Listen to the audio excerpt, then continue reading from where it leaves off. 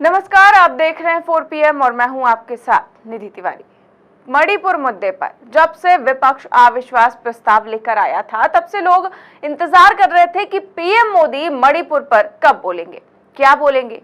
और कल आखिरकार पीएम मोदी संसद में आए, 2 घंटे से ज्यादा का भाषण भी दिया।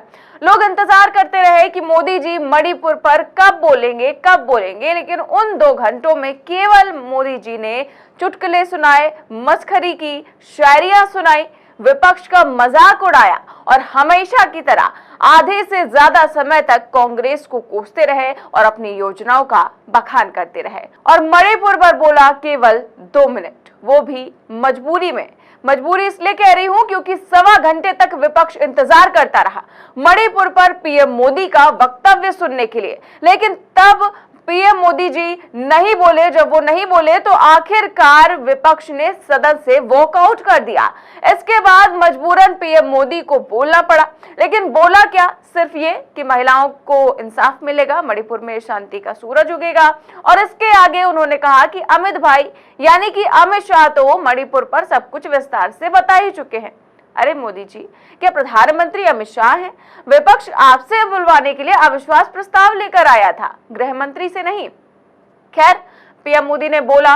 उसके बाद अब पीएम मोदी का जब कल भाषण हुआ तो गोदी मीडिया में मोदी जी का डंका बजने लगा, हमेशा की तरह। हेडलाइंस देखिए किस तरह की चलाई जाने लगी। 72 घंटे आरोपों की मिसाइल, अब मोदी स्टाइल। मोदी का महाप्रहार, धारदार, धमाकेदार, धुआंधार।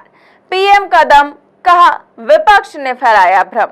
अविश्वास प्रस्ताव पर मोदी की ताबड़तोड़ बैठक, सफलताओं का जिक्र, विपक्ष को क्यों फिक्र। पीएम मोदी का विपक्ष पर प्रहार असरदार। टीम इंडिया पर कैप्टन मोदी का ताबड़तोड़ प्रहार। इसके अलावा कुछ थंबनेल्स भी, किस तरह के थंबनेल्स लगाए गए ये देखिए। आर भारत का थंबनेल है, मोदी का महाप्रहार जोरदार धमाकेदार, हिल गया इंडिया।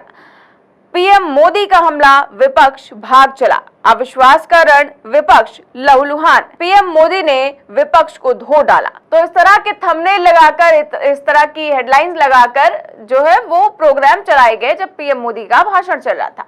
लेकिन हकीकत ये है कि कल संसद में पीएम मोदी की भाषा ने प्रधानमंत्री पद की गरिमा और संसद की मर्यादा को ही तार तार कर दिया।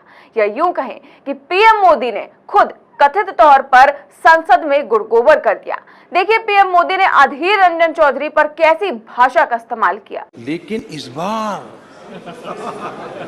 अधीर बाबू को क्या हाल हो गया?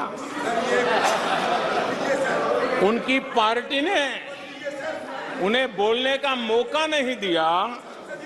ये तो कल अमित भाई ने बहुत जिम्मेवारी के साथ कहा कि भाई अच्छा नहीं लग रहा है, और आपकी उदारता थी कि उनका समय समाप्त हो गया था, तो भी आपने उनको आज मौका दिया। लेकिन गुड़ का गोबर कैसे करना, उसमें ये माहिर है।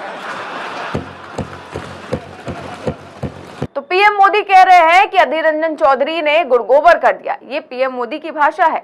मोदी जी ये तक भूल गए कि विपक्षी नेता अविश्वास प्रस्ताव मणिपुर जैसे गंभीर मुद्दों को लेकर आए हैं, न कि केवल भाषण देने के लिए। लेकिन पीएम मोदी तो पूरे समय केवल चुटकुले सुनाते रहे, विपक्षी दलों का मजाक उड़ाते रहे और किसी राजनीतिक रैली की तरह अपने सांसदों से नारे लगवाने लगे। तो आखिरकार विपक्ष ने सदन से वॉकआउट कर दिया।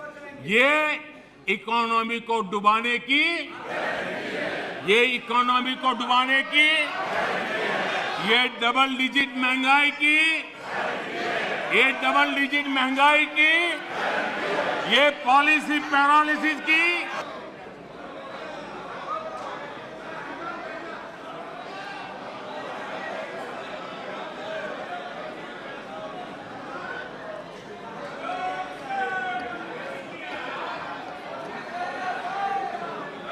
इसके बाद पीएम मोदी कहने लगे कि विपक्ष जो है सदन से भाग गया, उन्होंने मुंह फेर लिया, मैदान छोड़कर भाग गया। इस तरह की वक्तव्य उन्होंने भी दिए और गोदी मीडिया ने भी कुछ ऐसा ही चलाया। लेकिन सोचिए मणिपुर के ऐसे हालात हैं, लेकिन पीएम मोदी इस तरह की भाषा और इस तरह का भाषण संसद में दे रहे हैं। लेकिन जब पीएम मोदी ने इस तरह की निम्न स्तर की भाषा का प्रयोग किया तो पब्लिक ने उन्हें जीरो दिया। जी हाँ, दरअसल न्यूज 24 ने कल एक सर्वे किया और सवाल पूछा अपने ट्विटर पर कि पीएम मोदी के भाषण को 10 में से कितने नंबर देंगे आप? तो कमेंट में बताइए अपनी राय। इसके बाद इसमें ज्यादातर लोगों ने पीएम मोदी के भाषण को क्या दिया? जीरो। देखिए जरा मैं आपको दिखाती हूँ, ये कुछ स्क्रीनशॉट है। सभी ने, किसी ने जीरो दिया है, किसी ने -10 दिया है, किसी ने 3 जीरो दिया है, तो किसी ने फिर -10 दिया है। इसके आगे देखिए 000 और एक यूजर ने भी लिखा है कि शून्य की भी एक गरिमा है, वैल्यू है और उसे कम नहीं करना चाहता, इसलिए जीरो बिल्कुल नहीं। एक नकारात्मकता, आत्ममुग्धता और नफरती प्रलापों और खून खराबे, बलात्कार जैसी संगीन जुर्म पर चुप्पी, ऐसे नेता के लिए मैं शून्य भी खर्चने से परहेज करूंगा। इसके बाद देखिए आगे भी लोगों ने जीरो दिया है, किसी ने -10 दिया है। उसके बाद एक यूजर ने लिखा है कि देश को गुमराह करना बंद करें मोदी जी, इन्हें 10 में से शून्य भी नहीं देना चाहूंगा। तो आप देख सकते हैं न्यूज 24 के ट्विटर हैंडल पर लगातार जो है इस तरह की प्रतिक्रियाएं आ रही हैं और न्यूज 24 ने ये ट्वीट अपना पिन करके रखा हुआ है। तो आप देख सकते हैं कि लगातार केवल कमेंट बॉक्स में जीरो ही देखने को मिल रहा है। तो पब्लिक ने तो जीरो दिया ही मोदी जी को, लेकिन केवल पब्लिक ने ही नहीं, विपक्षी नेताओं ने भी पीएम मोदी के भाषण को लेकर कैसे गुस्सा जाहिर किया है, क्या कुछ कहा है, सुनिए। महीनों से जलता सुलगता एक प्रदेश, दो भागों में बंटता हुआ एक प्रदेश, एक ऐसा प्रदेश जहां के नौजवान के हाथ में कलम नहीं है, हथियार है। एक ऐसा प्रदेश जहां की महिलाओं की आबरू तार तार है। वो प्रदेश आज संसद की ओर अपने टेलीविजन पे बड़े उम्मीद से देख रहा था। आज उसकी उम्मीदें प्रधानमंत्री ने चूर चूर कर दी, तोड़ दी। आज प्रधानमंत्री के एक एक शब्द में अहंकार था, घृणा थी, नफरत थी, सब कुछ था। अपने पद की मर्यादा और गरिमा का ज्ञान या आभास कतई नहीं था। अहंकार सत्ता का, देश की मौजूदा हालत पे सवाल पूछने वाले विपक्ष के प्रति नफरत। आपकी हिम्मत कैसे होगी, आपने मुझसे सवाल पूछ लिया? क्यों साहब, हमारा तो ये राजधर्म है। हमें जनता ने विपक्ष में बैठाया इसीलिए है कि हम आपसे सवाल पूछें, और आपको सरकार में इसलिए बैठाया कि आप जवाब दें। हमसे नफरत, हमें कोस कर क्या मिल जाएगा? सीधा सीधा कहिए, आपके पास जवाब नहीं है। हमारे साथ बचपन में एक साथी पढ़ता था, लेकिन जिस फूहड़ता का परिचय उन्होंने आज दिया संसद में, वो फूहड़ता देखकर ऐसा अफसोस हुआ कि 140 करोड़ लोगों के ये प्रधानमंत्री, चुने हुए प्रधानमंत्री, दूसरे टर्म के प्रधानमंत्री किस तरह से पेश आ रहे। अफसोस इस बात का भी हुआ कि मणिपुर में बैठा हुआ वो कारगिल का वीर जवान जिसकी पत्नी को निर्वस्त्र करके घुमाया गया मणिपुर की सड़कों पर, वो भी ये डिबेट वो देख रहा होगा, पार्लियामेंट की डिबेट। उसके दिल पर क्या गुजरी होगी, मणिपुर के लोगों के दिल पर क्या गुजरी होगी। ये शोभा देता है। ये प्रधानमंत्री का भाषण था। यह भाषण न मणिपुर के लिए था, न देश की जनता के लिए था। यह भाषण हार की कगार पर खड़ी हुई, टूट चुकी अपनी सेना का मनोबल बढ़ाने भर के लिए था। और अक्सर इतिहास में ये उदाहरण आपको मिलेंगे कि जब भी एक तानाशाह हार की कगार पे खड़ा होता है, वो ज्यादा आक्रामक दिखाई देता है। जब रशिया की आर्मी, सोवियत संघ की आर्मी बर्लिन में भीतर आ चुकी थी, तब भी हिटलर का प्रचार तंत्र रेडियो के माध्यम से जर्मनी की जनता को जोश दिला रहा था कि साहब हम युद्ध जीत चुके हैं। इतिहास में आपको मालूम है उसके बाद क्या हुआ। आज का भाषण प्रधानमंत्री का ठीक उसी तानाशाह जैसा। हमने सोचा था कि प्रधानमंत्री जी मणिपुर की पीड़ा के बरक्स मॉरल मेजॉरिटी के नक्शे पर 4 कदम चलेंगे, उस सड़क पर 4 कदम चलेंगे। लेकिन क्या देखा प्रधानमंत्री जी के भाषण में? तंज, चुटकुला, व्हाट्सएप वाली वो जो टिपिकल सुबह सुबह एक छोटे ग्रुप में चलता है फूहड़ बातें, ये प्रधानमंत्री जी से अपेक्षा नहीं थी। हमारे भी तो प्रधानमंत्री है ना।